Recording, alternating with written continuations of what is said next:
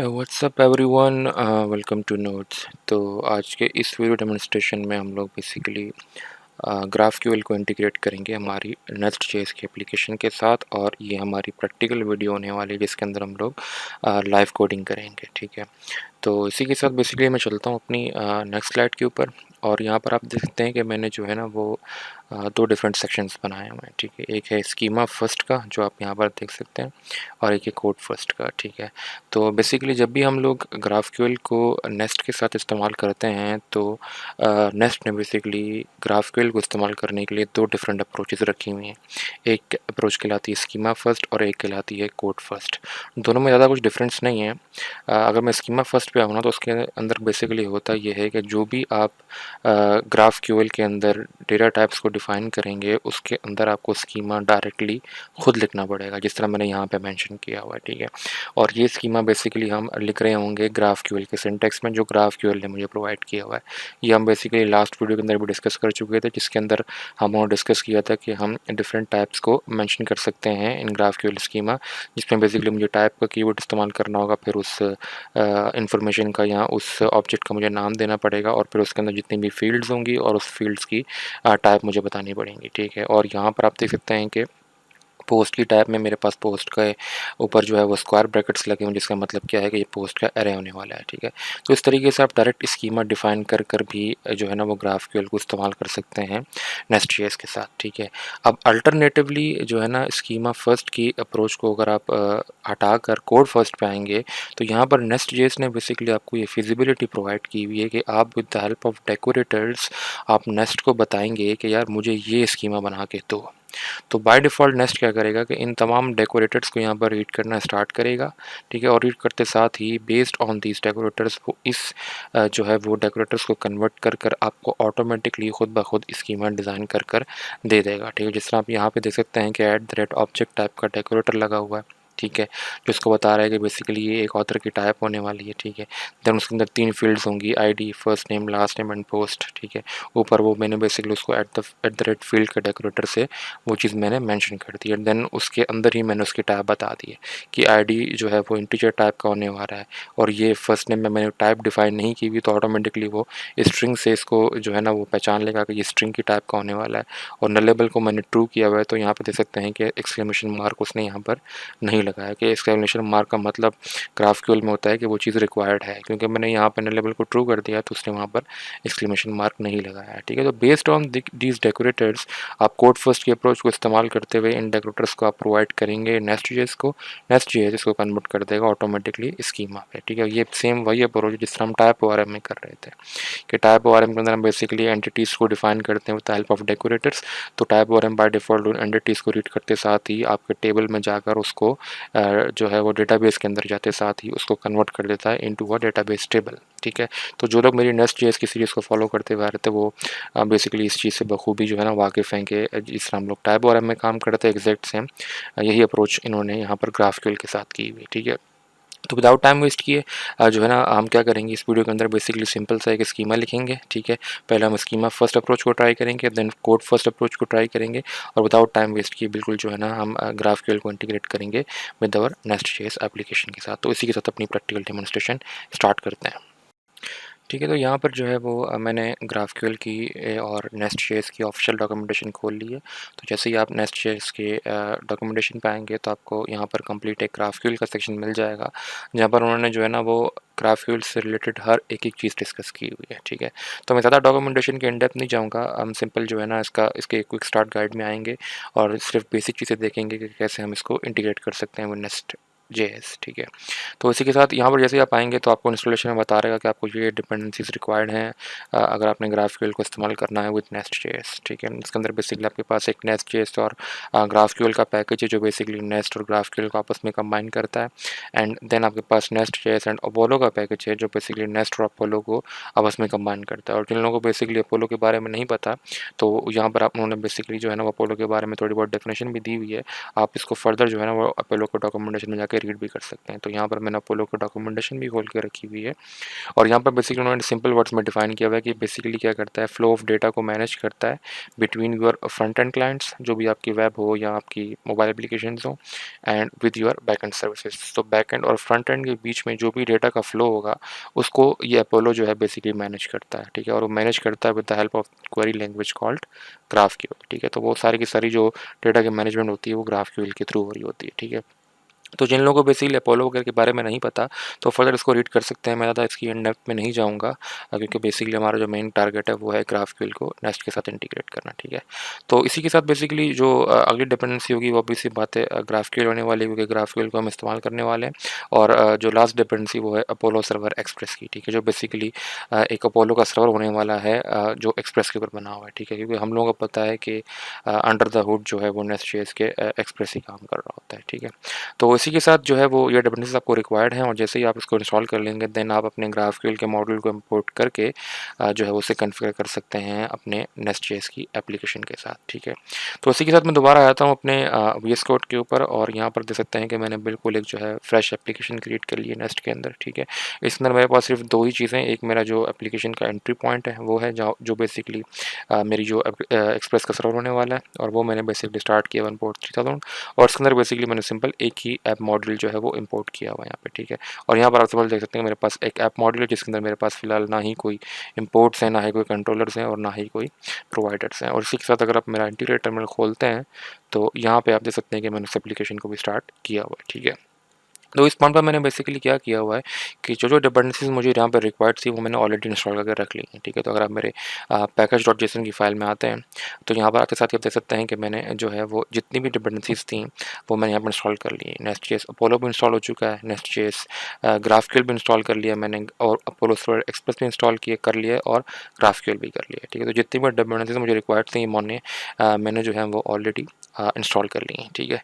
तो इसी के साथ जो है वो हम अपने इंटीग्रेशन स्टार्ट करते हैं। तो मैं सिंपल अपने ऐप मॉड्यूल में आ जाऊँगा। तो सबसे पहला काम आपको ये करना पड़ेगा कि हम सिंपल यहाँ पर जो है वो अपने GraphQL के मॉड्यूल को जो है वो इंपोर्ट करेंगे और उसके अंदर जो है वो कुछ पैरामीटर्स प्रोवाइड करेंगे जो उसके कॉन्फ़िगरेशन के पैरामीटर्स होने वाले हैं, ठीक है। तो इसी के साथ मैं अपने इंपोर्ट्स के एरे में आ जाता हूँ और यहाँ पर हम सिंपल जो है वो GraphQL के मॉड्यूल को इंपोर्ट करेंगे, ठीक है। और ये इंपोर्ट हो रहा होगा फ्रॉम आवर nest.js/GraphQL के पैकेज से, ठीक है। और इसी के साथ .for root कर हम जो है बेसिकली इसके अंदर फर्दर पैरामीटर्स प्रोवाइड करेंगे जो GraphQL के मॉड्यूल को कॉन्फ़िगर करने के पैरामीटर्स होने वाले हैं, ठीक है। और उसके अंदर सबसे पहला तो हमने जो है ना वो मेंशन नहीं करना है कि हम कौन सा ड्राइवर इस्तेमाल करने वाले हैं, ठीक है। तो हमारे केस में जो ड्राइवर होने वाला है वो अपोलो का ड्राइवर होने वाला है। तो हम यहाँ पे इसको सिंपल यहाँ पे अपोलो ड्राइवर पास कर देंगे और इसे इम्पोर्ट भी कर लेंगे, ठीक है। और ये इम्पोर्ट होगा फ्रॉम nest.js/अपोलो से इम्पोर्ट हो रहा होगा, ठीक है। और इसी पॉइंट पे बेसिकली नेक्स्ट मुझे क्या करना है, सिंपल प्लेग्राउंड जो होगा जहाँ पर हम सारी की सारी GraphQL की क्वेरीज को टेस्ट कर सकते हैं उसे भी मुझे इनेबल करना पड़ेगा। तो मैं सिंपल प्लेग्राउंड को यहाँ पर ट्रू कर दूँगा और इसी के साथ हम सिंपल यहाँ पर आते साथ ही नेक्स्ट में बेसिकली क्योंकि हम लोग पहले जो है वो स्कीमा फर्स्ट की जो है वो अप्रोच इस्तेमाल कर रहे हैं तो मुझे यहाँ पर सिंपल जो है वो टाइप पाथ में बताना पड़ेगा कि मैं अपनी सारी की सारी GraphQL की स्कीमा फाइल्स को कहाँ पर रखना चाह रहा हूँ, ठीक है। तो मैं सिंपल टाइप पाथ्स के अंदर यहाँ पर आते साथ ही जो है वो एक एरे के अंदर मैं सारी की सारी जो है ना वो लोकेशन बता दूँगा, ठीक है, कि मैं अपनी GraphQL की जितनी भी स्कीमा फाइल्स हैं उन्हें कहाँ रखना चाह रहा हूँ, ठीक है। तो मैं कर दूँगा सिंपल .// और */*****GraphQL सिंपल एज दैट, ठीक है। तो इसका मतलब इस स्ट्रिंग का मतलब सिंपल ये है कि आप सिंपल जो है अपने प्रोजेक्ट के अंदर जाओ और प्रोजेक्ट के अंदर जहाँ पर भी आपको .GraphQL की एक्सटेंशन मिल रही है तो उस फाइल को आप एज अ GraphQL स्कीमा जो है वो एक्सेप्ट कर लो, ठीक है, सिंपल एज दैट। तो इसके अलावा मेरा नहीं ख्याल कि और कोई जो पैरामीटर्स हैं वो मुझे रिक्वायर्ड हैं GraphQL के मॉडल को कॉन्फ़िगर करने के लिए, ठीक है। तो इसी तरह मैं इसको सेव कर देता हूँ। और आपने सिर्फ एक चीज़ का ध्यान ये रखना है कि ये जो आपने प्लेग्राउंड को जो यहाँ पे ट्रू किया हुआ है, ठीक है, इसको बेसिकली आपने सिर्फ लोकल लोकल जब आप काम कर रहे होंगे तभी इसको आप ट्रू करेंगे। प्रोडक्शन में ये चीज़ फॉल्स होगी क्योंकि प्रोडक्शन में हम नहीं चाहेंगे कि कोई भी हमारा जो है वो स्कीमा है उसे जो है वो देख सके, ठीक है। तो इस पॉइंट पर मैं इसको सेव कर लेता हूँ और सेव करने के साथ ही जैसे ही आप अपना इंटीग्रेट टर्मिनल खोलेंगे तो आप देख सकते हैं मेरी एप्लीकेशन जो है वो रीस्टार्ट हो रही है और यहाँ पे आप देख सकते हैं कि मेरे पास जो है वो एक एरर आ चुका है, ठीक है। और ऑब्वियस सी बात है ये एरर जो है वो नेसेसरी है, क्योंकि इन्होंने जो है वो एक एग्जांपल में ये कहा हुआ है कि आपको basically GraphQL please make sure that at least one file matches the given patterns, ठीक है। तो इसका मतलब क्या है कि no definitions were found with specific file name, ठीक है। तो यहाँ पर उसने एरर में आपको ये बताया हुआ है कि आपने ये तो डिफाइन कर दिया है कि GraphQL की फाइल्स को स्कैन करो जो बेसिकली GraphQL का स्कीमा होने वाला है, लेकिन उससे कोई भी फाइल नहीं मिले, ठीक है। तो बाय डिफ़ॉल्ट जब भी हम GraphQL का इस्तेमाल कर रहे होते हैं विद रिस्पेक्ट टू नेस्ट.js, तो हमें जो है ना बेसिकली एक स्कीमा उसे बनाकर दिखाना पड़ता है। जब तक उसे वो स्कीमा नहीं मिलेगा तब तक वो GraphQL को जो है ना प्रॉपर्ली अप नहीं करता, ठीक है। तो हमारा जो नेक्स्ट स्टेप होगा वो होगा बेसिकली कि हम जो है वो अपना स्कीमा डिज़ाइन करेंगे, ठीक है। तो इसी के साथ मैं अपना इंटीग्रेटर टर्मिनल बंद कर लेता हूँ और दोबारा मैं जो है ना अपने सोर्स के फ़ोल्डर में आता हूँ और यहाँ पर मैं सिंपल एक नया फ़ोल्डर क्रिएट कर लेता हूँ और इसको नाम देता हूँ बुक का, ठीक है। तो लेट्स सपोज करें कि मैं बुक की इन्फॉर्मेशन को रखना चाह रहा हूँ, ठीक है। तो मैं एक बुक का मैंने सिंपल एक फ़ोल्डर क्रिएट कर लिया और इसी के साथ मैं यहाँ पे एक न्यू फ़ोल्डर नहीं करूँगा, बल्कि मैं राइट क्लिक करके जो है वो एक न्यू फाइल बना लेते हैं। That will be book dot module dot ts, ठीक है। और ये बेसिकली जो है मेरे पास बुक का मॉडल होने वाला है, तो मैं सिंपल ऐप मॉडल को कॉपी कर लूँगा और यहाँ पर लाकर बुक मॉडल में पेस्ट कर दूँगा और ये बाकी की सारी की फालतू चीज़ें जो भी मैंने GraphQL से रिलेटेड की थी वो हम यहाँ से रिमूव कर देंगे और सेव कर देंगे और इसी के साथ इसका नाम भी चेंज करके मैं कर दूँगा book module, simple as that, ठीक है। और अब इस बुक मॉड्यूल के अंदर बेसिकली हम लोग क्या करेंगे, पहले अपना जो है वो GraphQL का स्कीमा जो है वो लिखेंगे, ठीक है। तो लेट्स सपोज कि मैं राइट क्लिक करता हूँ और यहाँ पर हम GraphQL की फाइल बना लेते हैं, ठीक है। तो that will be book dot इसको कर दूँगा स्कीमा डॉट GraphQL, ठीक है। तो ये हो जाएगा बेसिकली मेरे पास book dot schema dot GraphQL और इसके अंदर बेसिकली हम लोग बुक्स रिलेटेड सारी की सारी इन्फॉर्मेशन का स्कीमा डिफाइन करेंगे, ठीक है। तो आप यहाँ पे देख सकते हैं कि उसने बेसिकली GraphQL का जो है वो आइकन भी मुझे प्रोवाइड कर दिया है और यहाँ पर वो आइकन भी डिस्प्ले हो चुका है, ठीक है। तो अगर आपके पास ये चीज़ VS कोड में इनेबल्ड नहीं है तो आप बेसिकली कोई भी जो है ना वो GraphQL की एक्सटेंशन अगर आप इंस्टॉल कर लेंगे तो आपके पास ये सारी की सारी जो फंक्शनलिटी वो भी आपके पास आ जाएगी, ठीक है। तो इसी के साथ मान लीजिए कि मैं सिंपल एक टाइप डिफाइन कर लेता हूँ बुक की, ठीक है। और लेट्स सपोज करें कि उसके अंदर मैं फ़िलहाल एक ID रखना चाह रहा हूँ, ठीक है। और वो ID बेसिकली जो है वो कंपल्सरी होने वाली है, तो मैं इसको रिक्वायर्ड कर दूंगा, ठीक है। और ये जो बेसिकली ID की टाइप आपको नज़र आ रही है ये बेसिकली GraphQL ने मुझे प्रोवाइड की हुई, ठीक है। और सीधा लेट्स सपोज करें कि मैं बुक का जो है वो टाइटल रखना चाह रहा हूँ और टाइटल जो है वो बेसिकली वो स्ट्रिंग में होने वाला है और इसको भी मैं रिक्वायर्ड कर देता हूँ, ठीक है। और सीधा लेट्स सपोज करें कि मैं उस बुक की प्राइस भी रखना चाह रहा हूँ जो बेसिकली होगी इंटीजर के अंदर, इंटीजर मतलब नंबर के अंदर, ठीक है। तो इस साथ जैसे ही मैं इसको सेव कर दूंगा, सेव करते साथ ही आप देख सकते हैं कि मैंने जो है ना वो GraphQL के अंदर अपना जो है वो पहला एक स्कीमा डिफाइन कर लिया है, ठीक है।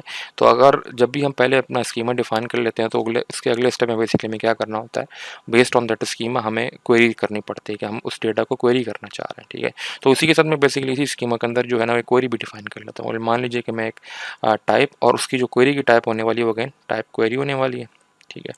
और उस टाइप क्वेरी के अंदर बेसिकली लेट्स सपोज करें कि मैं एक क्वेरी कर लेता हूँ बुक्स के नाम से, जो बेसिकली मुझे सिंपल जो है ना तमाम बुक की इन्फॉर्मेशन रिटर्न करवा रहा होगा, जो यहाँ पे बुक का एरे होगा, ठीक है। स्क्वायर ब्रैकेट का मतलब होता है बुक का एरे, ठीक है। जिससे मैं उसको सेव कर लेता हूँ और सेव करते साथ ही बेसिकली आप देख सकते हैं कि मेरे पास जो है एक बुक का मैंने एक स्कीमा डिज़ाइन किया है और देन अगले स्टेप में मैंने एक क्वेरी बनाई है जिसके अंदर हमें सारी की सारी बुक्स को गेट कराऊंगा, ठीक है। तो अब ये जो पहला हमारा स्टेप था वो हमारा कंप्लीट हो चुका है कि हम अपना जो GraphQL का स्कीमा है वो डिज़ाइन कर चुका है, ठीक है। तो अगला स्टेप बेसिकली ये होने वाला है कि हम इसके लिए एक रिजॉल्वर लिखेंगे, ठीक है। ऑब्वियसली बात डेटाबेस की सिनेरियो में तो बिल्कुल सिंपल होता है कि आप जो भी क्वेरी लिखते हैं उसका रिजॉल्वर ऑलरेडी लिखा हुआ होता है कंपनीज़ ने, तो वो ऑटोमेटिकली डेटा उस हिसाब से उठ के आ रहा होता है, ठीक है। लेकिन GraphQL के केस में बेसिकली आपको हर क्वेरी के अगेंस्ट में उसका रिजॉल्वर खुद लिखना पड़ेगा, ठीक है। तो बेसिकली क्योंकि मैंने यहाँ पर एक क्वेरी बनाई है तो उस क्वेरी का रिजॉल्वर बेसिकली मुझे खुद लिखना पड़ेगा, ठीक है। तो उसके लिए बेसिकली मैं क्या करता हूँ, सिंपल एक बुक के अंदर आता हूँ जो हमारा बुक मॉड्यूल है, उसको सिंपल यहाँ पर एक न्यू फाइल क्रिएट कर लेंगे और मैं उसको नाम दे दूँगा book dot resolver dot ts, ठीक है। और इसके अंदर बेसिकली हम लोग जो है वो अपना फर्स्ट रिजॉल्वर लिखेंगे, ठीक है। तो सिंपली मैं यहाँ पे एक क्लास बना लेता हूँ एक्सपोर्ट क्लास, ठीक है। और ये होने वाला है मेरा बुक रिजॉल्वर, ठीक है। और इसी को बेसिकली जो है ना अब हम क्या करेंगे, इस क्लास को ऐसा रिजॉल्वर बनाएंगे और रिजॉल्वर बनाने के लिए बेसिकली मुझे क्या करना पड़ेगा, मुझे बेसिकली जो है ना वो कुछ डेकोरेटर्स चाहिए जो बेसिकली नेस्ट.js GraphQL के पैकेज से इंपोर्ट हो रहे होंगे और with the help of that decorators हम जो है अपना बुक का रिजॉल्वर लिखेंगे, ठीक है। सबसे पहले तो मैं इसके ऊपर @रिजॉल्वर की जो है वो का डेकोरेटर इस्तेमाल करूँगा और अगेन ये जो @रिजॉल्वर का डेकोरेटर है ये इंपोर्ट होगा फ्रॉम नेस्ट.js/GraphQL, ठीक है। और इस रिजॉल्वर के अंदर बेसिकली स्ट्रिंग के अंदर जो है ना मुझे इसको को बताना है कि मैं किस चीज़ का रिज़ॉल्वर बनाना चाह रहा हूँ, ठीक है। तो हमारे केस में अगर आप मेरा स्कीमा चेक करें तो हम बेसिकली इस बुक का रिज़ॉल्वर बनाना चाह रहे हैं, ठीक है। तो मैं सिंपली क्या करूँगा, यहाँ पर आकर इस क्लास के अंदर सिंपल बुक पास कर दूँगा एज ए स्ट्रिंग, ठीक है, ताकि जो है वो नेस्ट.जेएस के ग्राफकल के पैकेज को पता लग जाए कि ये resolver basically specific to book होने वाला है, ठीक है। तो इसी के साथ जो अगला स्टेप है उसके अंदर बेसिकली मैं सिंपल एक फंक्शन बना लूँगा, ठीक है। और उस फंक्शन के अंदर जो है लेट्स सपोज करें मैं कर देता हूँ गेट ऑल बुक्स, ठीक है। और उस बुक्स के अंदर बेसिकली सिंपल हम क्या करवा देंगे, यहाँ पर जो है वो कुछ बुक्स रिटर्न करवा देंगे, ठीक है। तो मैं यहाँ पे कर दूँगा रिटर्न, ठीक है। और रिटर्न में हम यहाँ पर जो है वो कुछ बुक्स रिटर्न करवा देंगे, ठीक है। तो मैं कमेंट में यहाँ पे लिख देता हूँ कि रिटर्न बुक्स, ठीक है। अब क्योंकि मेरे पास कोई बुक्स की इन्फॉर्मेशन नहीं है तो मैं सिंपली क्या करूँगा कि 2-3 बुक्स को यहीं पे हार्ड कोड करके मैं एरे के अंदर पास कर दूँगा, ठीक है। तो रिटर्न में बेसिकली मैं एक एरे पास कर दूँगा और उस एरे के अंदर मेरे पास जो है वो 3 बुक्स होने वाली हैं, ठीक है। तो 3 बुक्स का ऑब्जेक्ट होने वाले हैं, पहला, ठीक है, दूसरा और तीसरा, ठीक है। तो 3 बुक्स का ऑब्जेक्ट होने वाले हैं, ठीक है। तो ऑब्वियस सी बात है, अगर आप मेरा दोबारा अगर स्कीमा चेक करें तो मुझे पता है कि उस बुक के अंदर 3 जो है ना वो फील्ड्स होने वाली हैं, आईडी, टाइटल एंड प्राइस, ठीक है। तो ये तीनों चीज़ें मुझे प्रोवाइड करनी पड़ेंगी। तो मैं सिंपल यहाँ पे आ जाता हूँ दोबारा अपने रिज़ॉल्वर के अंदर और यहाँ पर मैं सिंपल जो है वो आईडी के अंदर लेट्स सपोज करें मैं 1 पास कर देता हूँ और टाइटल के अंदर लेट्स सपोज करें मैं बुक का नाम लिखता हूँ हैरी पॉटर और लेट्स सपोज करें इसकी जो प्राइस है वो फॉर नाउ होने वाली है 500 रुपीज़, ठीक है। और इसी के साथ मैं अगली बुक डिज़ाइन कर लेता हूँ, ठीक है। तो उसको सिंपली मैं काम करता हूँ, इसको कैंसिल करके इसी को डुप्लीकेट कर लेते हैं, ठीक है। तो 2 3, ठीक है, मैं 3 बुक्स बना लेता हूँ, इसको मैं आईडी 2 कर दूँगा, इसको 3 कर लेते हैं। यहाँ पे हम इसको हैरी पॉटर के बजाय लेट्स सपोज करेंगे हंगर गेम्स कर लेते हैं, ठीक है। इसकी प्राइस लेट्स सपोज करें 600 हो जाएगी और यहाँ पे आईडी 3 है और टाइटल में यहाँ पे मैं कुछ डिफरेंट कर देते हैं, लेट्स सपोज करें इसको मैं कर देता हूँ रॉबिन हुड, ठीक है। और इसकी प्राइस लेट्स सपोज करें होने वाली है 900 रुपीज़, ठीक है। इसे हम इसको सेव कर लेता हूँ और सेव करते साथ ही आप देख सकते हैं मेरा कोड फॉर्मेट हो चुका है और हमने यहाँ पर जो है वो सिंपल एक फंक्शन बनाया है और उस फंक्शन के अंदर बेसिकली हमने सिंपल क्या किया हुआ है, एक एरे ऑफ बुक्स रिटर्न करवाया है जिसके अंदर 3 बुक्स मैंने हार्ड कोड कर दी हैं, ठीक है। तो अब बेसिकली जो है नेक्स्ट स्टेप में मुझे ये बताना पड़ेगा कि मैंने रिजॉल्वर तो बना लिया है, इस क्लास को मैंने रिजॉल्वर तो डिक्लेयर कर लिया, लेकिन अब मुझे ये बताना पड़ेगा कि ये जो फंक्शन है ये किस क्वेरी के अगेंस्ट में रन होने वाला है, ठीक है। तो सिंपली अगर आप दोबारा स्कीमा पे हैं तो आप देख सकते हैं कि मैंने यहाँ पर क्वेरी ऑलरेडी बना के रखी हुई, ठीक है। और उस क्वेरी का नाम क्या है, बेसिकली बुक्स है, ठीक है। तो मुझे बेसिकली ग्राफक्यूएल को बताना पड़ेगा कि मुझे जो ये जो फंक्शन मैंने यहाँ पे क्रिएट किया हुआ है, ये जो क्वेरी है वो क्वेरी ऑफ बुक्स के अगेंस्ट में रन होने वाला है, ठीक है। जो बेसिकली यहाँ पर ये वाला है क्वेरी ऑफ बुक्स के यहाँ पे, ठीक है। तो सिंपली मुझे क्या करना पड़ेगा, यहाँ पर आना है और ज़्यादा कुछ नहीं करना, मुझे सिंपल एक डेकोरेटर इस्तेमाल करना है, that will be at the rate query, ठीक है। एट द रेट क्वेरी का डेकोरेटर होने वाला है, ठीक है। और ये अगेन इंपोर्ट होगा फ्रॉम नेस्ट.जेएस स्लैश ग्राफक्यूएल से इंपोर्ट होगा, ठीक है। और इस क्वेरी के अंदर बेसिकली जो है वो मैंने स्ट्रिंग में जो है उसे नाम बताना है कि ये इस क्वेरी का नाम क्या होने वाला है, ठीक है। और ये नाम बेसिकली वही नाम होगा जो आपने यहाँ पर स्कीमा में डिफाइन किया हुआ है, तो वो बेसिकली बुक्स होने वाला है, ठीक है। तो मैं इसी को कॉपी कर लेता हूँ और यहाँ पर ले आता हूँ और यहाँ पर लाके पेस्ट कर दूँगा, सिंपल रहता है, ठीक है। तो दोबारा सेव कर लेते हैं और सेव करते साथ ही जो है ना इस पॉइंट पर बेसिकली हम लोगों ने अपना स्कीमा भी डिफाइन कर लिया है और अपना रिजॉल्वर भी हम लोगों ने कम्प्लीटली बना चुके हैं, ठीक है। ठीक है, तो नेक्स्ट स्टेप बेसिकली ये होने वाला है कि हमने बेसिकली जो अपने रिज़ॉल्वर बनाया है, इसको हमने जो है वो एज़ अ प्रोवाइडर जो है वो रजिस्टर करना है, ठीक है। तो जिस आपने मॉडल के अंदर इसको बनाया है, उसी मॉडल के अंदर आप इसको एज़ अ प्रोवाइडर रजिस्टर करेंगे, ठीक है। तो मैं सिंपल आया तो हमने बुक मॉडल के अंदर और यहाँ पर प्रोवाइडर्स के अंदर मैं जो है वो सिंपल बुक रिज़ॉल्वर को एज़ अ प्रोवाइडर रजिस्टर कर दूँगा, ठीक है। और इसी पॉइंट पे जो है वो मेरा book resolver as a provider register हो जाएगा और नेक्स्ट जो स्टेप बेसिकली ये करना है वो ये है कि बेसिकली जो मैंने बुक मॉडल बनाया है उसे मैंने अभी तक अपने ऐप मॉडल में रजिस्टर नहीं किया, तो मैं सिंपल आते साथ ही यहाँ पर इस बुक मॉडल को भी यहाँ पर रजिस्टर कर दूँगा, ठीक है। एज़ रजिस्टर कर दूँगा हमारी एप्लीकेशन के साथ, ठीक है। तो इस पॉइंट पर बेसिकली जो है वो हम लोगों ने सिंपल जो है स्कीमा बना लिया, उस स्कीमा का हम लोगों ने जो है वो रिज़ॉल्वर भी मेंशन कर दिया और उस रिज़ॉल्वर को बेसिकली हम लोगों ने एज़ अ प्रोवाइडर रजिस्टर भी कर दिया, ठीक है। और उस जो मॉडल है उस मॉडल को बेसिकली जो हमारा बुक मॉडल है उसको भी हमने यहाँ पे हमारे ऐप मॉडल में रजिस्टर कर चुके हैं, ठीक है। तो इस पॉइंट पर मैं एक्सपेक्ट कर रहा हूँ कि मेरे पास जो है अब हमारे प्लेग्राउंड के अंदर जो है वो ये स्कीमा आ रहा होगा और उस स्कीमे की बेस पे हम ये क्वेरी एग्जीक्यूट कर सकेंगे, ठीक है। तो मैं सेव कर देता हूँ और सेव करते साथ ही जैसे ही मैं अपना इंटीरियर टर्मिनल खोलता हूँ तो आप देख सकते हैं कि मेरी एप्लीकेशन स्टार्ट हो रही है, और यहाँ पर आप देख सकते हैं कि मेरी एप्लीकेशन स्टार्ट हो चुकी है और यहाँ पर एक इंटरेस्टिंग चीज़ ये है कि आप देख सकते हैं कि एक यूआरएल उसने मैप किया है जो बेसिकली स्लैश ग्राफक्यूएल का यूआरएल होने वाला है, ठीक है। और इसी यूआरएल पर जैसे ही आप जाएंगे तो आपको आपका प्लेग्राउंड मिल जाएगा जहाँ पर आप सारी ग्राफक्यूएल की क्वेरीज को एग्जीक्यूट कर सकेंगे, ठीक है। तो मैं दोबारा आता हूँ अपने उस पर क्रोम के ऊपर और यहाँ पर हम एक न्यू टैब खोल लेते हैं और अब हम यूआरएल लिखेंगे local host 3000 slash graph QL, ठीक है। और जैसे ही आप इसको ग्राफ क्यूएल के यूआरएल पे जाएंगे तो आपको आपका प्लेग्राउंड मिल जाएगा जहाँ पर आप ग्राफ क्यूएल की क्वेरीज को एग्जीक्यूट कर सकेंगे, ठीक है। तो आप देख सकते हैं कि मेरा ग्राफ क्यूएल का जो है वो प्लेग्राउंड खुल चुका है, ठीक है। और इसका जो इंटरफेस बिल्कुल सिंपल होता है। लेफ्ट साइड के ऊपर आपके पास एक जो है वो टेक्स्ट बॉक्स होता है जहाँ पर आप कोई भी क्वेरी लिख कर एग्जीक्यूट कर सकते हैं। और एग्जीक्यूट करने के लिए आपके पास ये प्ले का बटन है, जैसे आप इसको प्रेस करेंगे तो आपको यहाँ पर रिस्पॉन्स मिल जाएगा, ठीक है। और यहाँ पर दो इंटरेस्टिंग टैब आपको नज़र आ रहे होंगे, एक डॉक्स और दूसरा स्कीमे का, ठीक है। अगर आप डॉक्स में जाएंगे तो आपको फर्दर जो है ना पूरी आपकी स्कीमे की डॉक्यूमेंटेशन में यहाँ पे मिल जाएगी जहाँ पर उसने क्वेरीज के अंदर आपको ऑलरेडी बता दिया है कि आपके पास एक बुक्स के नाम की क्वेरी रजिस्टर हुई हुई, ठीक है। और अगर आप स्कीमा पे जाएंगे तो आपके पास जो भी करंट स्कीमा आपके पास रजिस्टर्ड हुआ हुआ एप्लीकेशन वो आपको शो कर देगा, ठीक है। तो इस पॉइंट पर बेसिकली मैं एक्सपेक्ट कर रहा हूँ कि जैसे ही मैं इस बुक्स की क्वेरी को एग्जीक्यूट करूँगा तो मुझे सारी की सारी बुक्स की इन्फॉर्मेशन यहाँ पर मिलनी चाहिए, ठीक है। तो क्वेरी एग्जीक्यूट करने के लिए आपको सिंपली क्या करना पड़ेगा, यहाँ पर के साथ ही आप सिंपल एक कर्ली ब्रैकेट्स खोलेंगे और उन कर्ली ब्रैकेट्स के अंदर आप जो है वो क्वेरी एग्जीक्यूट कर देंगे, ठीक है। तो मैं सिंपल क्या कर दूंगा, बुक्स लिख दूंगा और बुक्स के अंदर आपको वो देख सकते हैं कि इंटेलिजेंस आपको ऑटोमेटिकली बता रहा है कि आपके पास एक बुक्स की क्वेरी जो है वो अवेलेबल है, ठीक है। तो ये है पावर ऑफ ग्राफक्यूएल के आपको फ्रंट एंड क्लाइंट को ऑटोमेटिकली पता लग रहा है कि कौन कौन सी इन्फॉर्मेशन मेरे पास मौजूद है, ठीक है। और इसी के साथ बेसिकली जैसे ही आप इस बुक्स की क्वेरी को एग्जीक्यूट करेंगे तो ग्राफक्यूएल आपसे बेसिकली एक्सपेक्ट कर रहा है कि आप इस बुक्स की क्वेरी के अंदर से कौन कौन सी फील्ड जो हैं वो मंगवाना चाह रहे हैं, ठीक है। तो ये सबसे बड़ी मेन जो है वो पावर है ग्राफक्यूएल की, ठीक है। तो यहाँ पर सिंपल आपको उसके लिए सिंपल एक और कर्ली ब्रैकेट्स खोलने पड़ेंगे और यहाँ पर जैसे ही आप कंट्रोल स्पेस दबाएंगे, मतलब जो इंटेलिजेंस को खोलेंगे तो आपको यहाँ पर जो है उसमें देख सकते हैं कि आपको बाय डिफ़ॉल्ट वो बता रहा है कि आपके पास 3 पैरामीटर्स मौजूद हैं इस बुक्स की क्वेरी के अंदर। एक है आईडी, टाइटल और तीसरा है प्राइस, ठीक है। तो ये है पावर ऑफ ग्राफक्यूएल, ठीक है। तो मान लीजिए मुझे सिर्फ अगर बुक्स की क्वेरी के अंदर सिर्फ आईडी चाहिए तो यहाँ पर मैं सिंपल आईडी को मेंशन करके जैसे मैं क्वेरी को एग्जीक्यूट करूँगा तो आप देख सकते हैं कि रिस्पॉन्स में बिल्कुल जैसे ही मैंने जो चीज़ रिक्वेस्ट की थी उसी तरीके का मेरे पास रिस्पॉन्स आ रहा है जिसमें मेरे पास बुक्स की क्वेरी है और रिस्पॉन्स में मेरे पास तीनों बुक्स की आईडी आ रही है, ID 1, ID 2 एंड ID 3, ठीक है। तो ये है द मैजिक ऑफ ग्राफक्यूएल, ठीक है। और इसी पॉइंट पर लेट्स सपोज करें कि मैं जो है वो टाइटल भी मंगवाना चाह रहा हूँ तो मैं टाइटल को जैसे ही